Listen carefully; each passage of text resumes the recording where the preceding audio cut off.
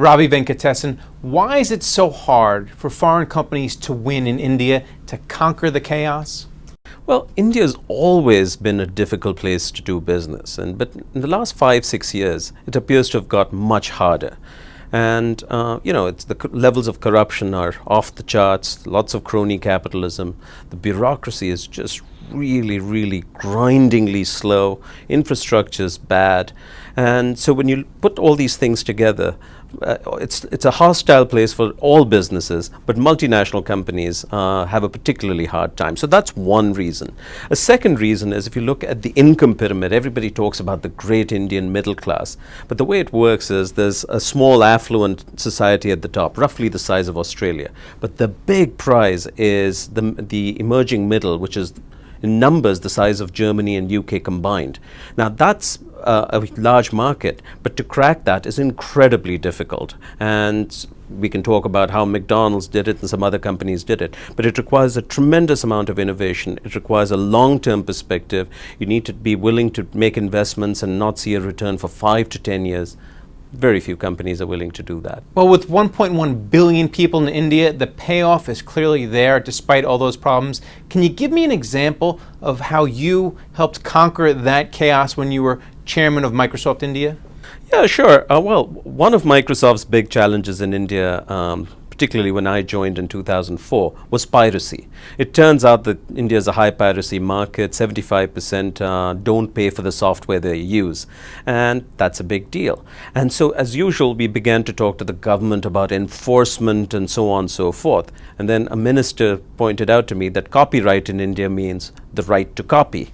So he says, listen, stop waiting for India to change. You change your business model. And that's what we set about doing. So we changed our pricing for the local market, made entry-level versions that were much cheaper, made local language versions of Windows and Office. We really increased distribution reach, came up with a free, almost free version for schools and very low price version for government. By doing all this, we moved the piracy rate down to about 63%. So if you don't expect the market to adapt to your business model, but recognize these are the realities and challenges of the country, how do I change my own approach, my business model? There's a pretty big prize at the end of the tunnel. And what is McDonald's? You mentioned McDonald's, what they are doing in India to conquer the chaos. See, for me, McDonald's is a fantastic example because here's a company that we typically associate with the beef burgers, right? They come to a country which is still largely vegetarian. The cow is sacred and $1 is still a lot of money. And they end up building the fastest growing restaurant chain in the country. And the really nice thing is to see how they did it. If you walk into a McDonald's in India, there's nothing on the menu you would recognize other than fries and Coke. Everything else is Indian, mostly vegetarian. The median price point is 50 cents, and they figured out how to make money at that price point. It took them 9 years to figure this out.